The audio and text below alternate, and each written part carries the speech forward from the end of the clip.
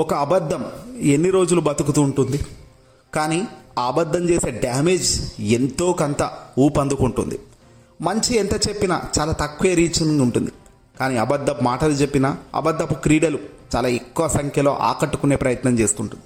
ఇది అందరికీ తెలిసిన సత్యమే, అందరికీ తెలిసిన వాస్తవమే.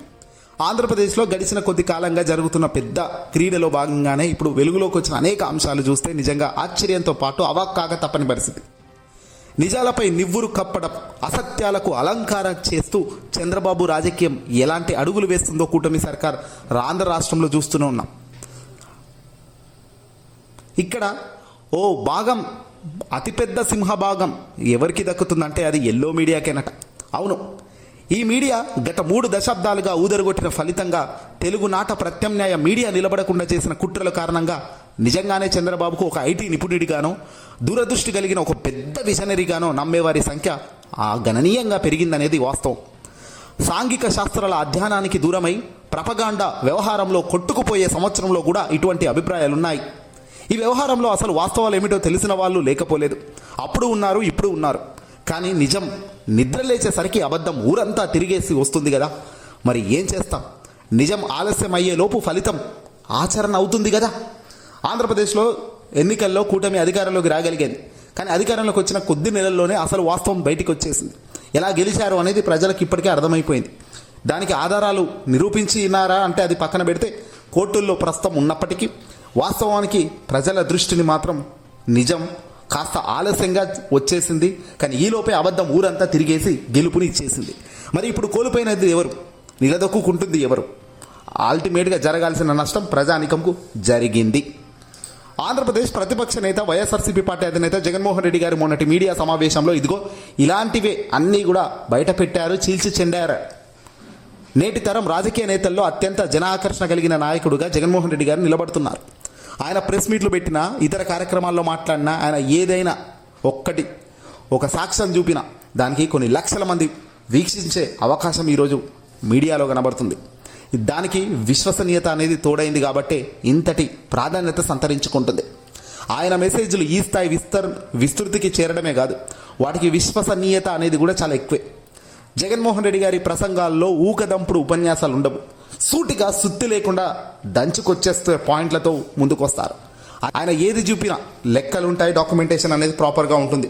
గురువారం జరిగిన మీడియా సమావేశంలో 4 అంశాలపై జగన్ మాట్లాడారు. ముఖ్యంగా జగన్మోహన్ రెడ్డి గారు కల్తీ లిక్కర్ నాటకం పైన, డేటా సెంటర్కు సంబంధించిన చేస్తున్న క్రెడిట్ చౌర్యం పైన సుదీర్ఘంగా ఆయన మాట్లాడారు. క్రెడిట్ చోరీ అనే మాటను కాయిన్ చేస్తూ cyber towers, outer ring road, airports దాకా హైదరాబాద్ నిర్మాతగా చంద్రబాబు ప్రతిసారి తగిలించుకున్న నకిలీ మోడల్స్ను ఏకిపారేసిన వ్యక్తి జగన్మోహన్ రెడ్డి గారు మొన్నటి ప్రెస్ మీట్లో. 6 ఎకరాల స్థలంలో 1,40,000 చదరపు అడుగుల విస్తరణలో కట్టిన సైబర్ టవర్స్కు హైటెక్ సిటీ అని నామకరణం చేసి ప్రచారం చేసుకుంటున్న ఈ వ్యక్తి చంద్రబాబు అంటూ ఎండగట్టారు. ఆ భవనానికి కూడా అంతకు ముందే కాంగ్రెస్ ముఖ్యమంత్రి నేదురుమల్లి జనార్దన్ రెడ్డి శంకుస్థాపన చేసిన విషయాన్ని జగన్ గుర్తు చేశారు. వైఎస్ హయాంలో ప్రారంభించి రాజశేఖర రెడ్డి గారి భూసేకరణతో పాటు తొలి దశ నిర్మాణం కూడా పూర్తి చేసుకుని ఔటర్ రింగ్ రోడ్ను ఆయన హయాంలో ప్రారంభం అయితే మొత్తం నేనే చేశానని చెప్పుకుంటున్న చంద్రబాబు వైఖరి ఎండగట్టారు జగన్. ఇది అది అని కాదు, చంద్రబాబుకు అదృష్టం ఎక్కడెక్కడో అక్కడక్కడ కలిసి వచ్చింది. ఆ కలిసి వచ్చిన అదృష్టాన్ని పట్టుకుని మొత్తం తన ఖాతాల్లో వేసుకునే కార్యక్రమం చేశారు. ఉమ్మడి రాష్ట్ర ముఖ్యమంత్రిగా చంద్రబాబు గద్దెనెక్కే నాటికి రాష్ట్ర ఐటీ ఎగుమతులు 5,660 కోట్లు మాత్రమేనట. కానీ దేశంలో 4వ స్థానం వైఎస్ఆర్ రాజశేఖర రెడ్డి గారి అధికారంలోకి వచ్చినప్పుడు 5 ఏళ్లలోనే రాష్ట్రం 2వ స్థానానికి ఎగబాకింది. ఎగుమతుల విలువ ఏకంగా 32,500 కోట్లకు చేరింది రాజశేఖర రెడ్డి గారి హయాంలో. కానీ ఇక్కడ దురదృష్టం ఏంటంటే రాజశేఖర రెడ్డి గారు ఈరోజు మన వద్ద లేరు. ఆయన బ్రతికి లేరు కాబట్టి చంద్రబాబుకు ఏది మాట్లాడితే ఏది తోస్తే అది మాట్లాడు. ఏదైనా నేనే చేశానో, నా వల్లే హైదరాబాద్ ఈరోజు ఈ స్థాయిలో ఉంది, బెంగళూరు నా వల్లే ఉంది, చెన్నై నా వల్లే ఉంది అంటూ చెప్పుకుంటూ పోయే పరిస్థితి. కేసీఆర్ గత 10 ఏళ్ళు పరిపాలనలో కూడా ఎగుమతులు 2 లక్షల కోట్లకు చేరుకునేలా చేశారు. తాను న్యూయార్క్లో ఉన్నానా, హైదరాబాద్లో ఉన్నానా అని హీరో రజనీకాంత్కు ఆశ్చర్యం కలిగించిన దృశ్యాలన్నీ కేసీఆర్ కాలంలో ఆవిష్కృతమైనయే. ఇలాంటి వాస్తవాలతో పొంతన లేకుండా మీడియా స్వేచ్ఛతో మీడియా ఉంది కదా అంటూ చంద్రబాబు చేయించుకోవడం, వాళ్ళు పలకడం, ఇవన్నీ చూశామంటూ జగన్ చెప్పారు. ఇక డేటా సెంటర్ మీద తెలుగుదేశం పార్టీ ఎల్లో మీడియా సృష్టించిన ఒక దుష్ప్రచారం జగన్ మీడియా సమావేశానికి ముందు వెనుకకు విభజించాల్సిన పరిస్థితి ఉంది. గురువారానికి ముందు ఆ సందడే వేరు. సాక్షాత్తు గూగుల్ సంస్థే ఆంధ్రప్రదేశ్ కేర్ ఆఫ్గా చంద్రబాబు అడ్రస్గా వెతుక్కుంటూ వచ్చి దేశంలోనే అతిపెద్ద విదేశీ ప్రత్యక్ష పెట్టుబడికి సిద్ధమైందంటూ ప్రచారం ఊపందుకుంది ఎల్లో మీడియాలో. జరిగిన నేపథ్యాన్ని, అంతకుముందే పడిన పునాదిని మరుగున పెట్టారు. ఢిల్లీ నుంచి గల్లీ దాకా ఒకటే ఊదరగొట్టిన మాటలు, ప్రసంగాలు, డిబేట్లు. చంద్రబాబు అంటేనే డేటా సెంటర్లు, అమరావతి అంటేనే నిర్మాణాలు, జగన్ అంటేనే మటన్ షాపులు, చికెన్ సెంటర్లు అంటూ ప్రచారం చేసినారు. జగన్ అంటే పోర్టులు, ఎయిర్పోర్ట్లు, ఫిషింగ్ హార్బర్లు, ప్రభుత్వ మెడికల్ కాలేజీలు, పిల్లలందరికీ నాణ్యమైన ఉచిత విద్య, ఆరోగ్యశ్రీ, ఇంటింటికి ఫ్యామిలీ డాక్టర్లు, 30 లక్షల మంది పేదింటికి ఇళ్ల కలను నెరవేర్చిన ఘనత, అలాగే ఇళ్ల స్థలాలు, అధికార వికేంద్రీకరణ, రైతు భరోసా కేంద్రాలు అనే విషయాన్ని జనం మర్చిపోయి ఉంటారనే నమ్మకం వచ్చేలా ఊదరగొట్టారు. గురువారం నాటికి జగన్మోహన్ రెడ్డి గారి సమావేశం తర్వాత టీడీపీ నేతలు కానీ ఎల్లో మీడియా నుంచి సందడి తేలుకుట్టిన దొంగల్లా చందంగా మారింది. ప్రతిపక్ష నేత వెల్లడించిన వివరాల ప్రకారం 2020 నవంబర్లోనే విశాఖలో 300 మెగావాట్ల డేటా సెంటర్ ఏర్పాటుకు అదానీ సంస్థతో రాష్ట్ర ప్రభుత్వానికి ఒప్పందం జరిగింది. డేటా సెంటర్కు డేటా తీసుకురావడానికి వీలుగా సింగపూర్ నుంచి 3900 కిలోమీటర్లు పొడవైన సబ్సీ అంటే సముద్రంలో మార్గం కేబుల్స్ వేయాల్సి ఉంటుంది సముద్రంలో. ఇందుకోసం సింగపూర్ ప్రభుత్వానికి రాష్ట్ర ప్రభుత్వం 2021 మార్చి 9వ తారీఖున లేఖ రాసింది. ఈ లేఖ కాపీని కూడా జగన్మోహన్ రెడ్డి గారు విడుదల చేశారు. ఢిల్లీ సమీపంలోని నోయాడాలో డేటా సెంటర్ ఏర్పాటుకు గూగుల్ అనుబంధ సంస్థ రైడన్ ఇన్ఫోటెక్తో అదానీ సంస్థ ఒప్పందం కుదుర్చుకుంది. ఈ మేరకు టైమ్స్ ఆఫ్ ఇండియాలో అప్పుడే ప్రచురితమైన వార్తా కథనం మీటింగ్లో ఈ కట్టింగ్స్ క్లిప్స్ను జగన్మోహన్ రెడ్డి గారు విడుదల చేశారు. అంటే 3 ఏళ్లుగా ఈ రంగంలో అదానీ గ్రూప్, గూగుల్ కలిసి పనిచేస్తున్నాయి. ఆల్రెడీ 2023 మే నెలలో విశాఖలో డేటా సెంటర్కు శంకుస్థాపన అనేది జరిగింది. అంతకు ముందు 2 ఏళ్లలో ఏకకాలంలో కోవిడ్ పరిస్థితులు ఉన్నాయని గమనంలో ఉంచుకోవాలి.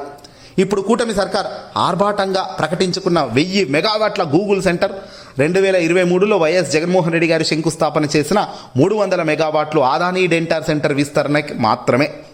ఈ డేటా సెంటర్కు అవసరమైన సబ్సీ కేబుల్, డేటా ల్యాండింగ్ స్టేషన్లు ఏర్పాటుకు అవసరమైన పూర్వారంగం జగన్ హయాంలోనే పూర్తిగా జరిగింది. కేవలం డేటా సెంటర్ మాత్రమే అయితే ఉద్యోగుల కల్పన పెద్దగా ఉండదు కాబట్టి దానికి అనుబంధంగా IT park, skill centre, recreation సెంటర్లు ఏర్పాటు చేసి 25,000 మందికి ఉపాధి కల్పించాలని జగన్మోహన్ రెడ్డి గారి సర్కార్ షరతు కూడా పెట్టిన విషయాన్ని ఇప్పుడు బయటపడటంతో విస్తుపోతున్నారు ఈ నిజాలు చూసి జనాలంతా. ఇప్పుడు ముందుకొచ్చిన విస్తరణలో అటువంటిదేమీ కనిపించకుండా కేవలం డేటా సెంటర్ మాత్రమే, దాని ఏర్పాటుకు దోహదం చేసిన పూర్వరంగంలోని అదానీ, గూగుల్ గ్రూప్తో పాటు అప్పటి జగన్ ప్రభుత్వం, కేంద్ర ప్రభుత్వం, సింగపూర్ ప్రభుత్వం పాత్రదారులే. కానీ పాత్రదారులు వీళ్ళెవ్వరూ లేరన్నట్టుగా ఈరోజు ప్రచారం చేస్తున్న వైన్యం మనం చూస్తున్నాం కల్లారా.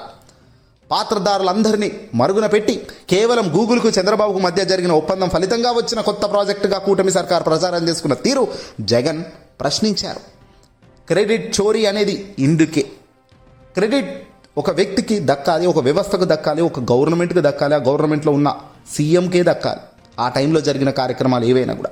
ఈరోజు జగన్మోహన్ రెడ్డి గారు తన హయాంలో ఏం జరిగిందో తాను చెప్తున్నారు తప్ప ఇతర హయాంలో ఏం జరిగిందో తన వైపుకు తిప్పుకొని చెప్పే ప్రయత్నం ఏ ఒక్కరోజు చేయలేదు వైసీపీ వాళ్ళు. ఇందుకే వైసీపీకి క్రెడిబిలిటీ హైలో ఉంది. క్రెడిట్ చోరీ అనే పదబంధం కొత్తది కావచ్చు, కానీ ఇతరుల క్రెడిట్ను దొబ్బేయడం, చంద్రబాబు తన ఎల్లో మీడియా కొట్టేయడం ఇది కామన్గా జరిగే కార్యక్రమమే. ఈ విధానానికి ఎక్కువ పౌరుషం కూడా ఉంది. అదే డిబేట్ బదిలీ. తాము తప్పు చేస్తూ ఆ తప్పును ప్రత్యర్థుల ఖాతాల్లో వేయడం. మీడియా సమావేశంలో జగన్ ప్రస్తావించిన నకిలీ లిక్కర్ తయారీ అంశం ఈ కోవాలో ఉంది. రాష్ట్ర వ్యాప్తంగా ఒక పరిశ్రమ మాదిరిగా నకిలీ మద్యాలను తయారు చేస్తూ రోడ్ల మీదే నకిలీ సరఫరా చేస్తున్నారు. ఆ వ్యవహారాలన్నీ ఫోటోలతో సహా మీడియా ముందుకు బహిర్గతంగా వచ్చాయి. ముల్కల చెరువు, ఇబ్రహీంపట్నం, పరవాడ, అమలాపురం, పాలకొల్లు, ఏలూరు, ఇలా నెల్లూరు గుర్తించే ప్రస్తావించినప్పటికీ ఇటువంటి కార్ఖానాలు ఏవి కూడా డజన్ల కొద్దీ ఉన్నట్లు సమాచారం.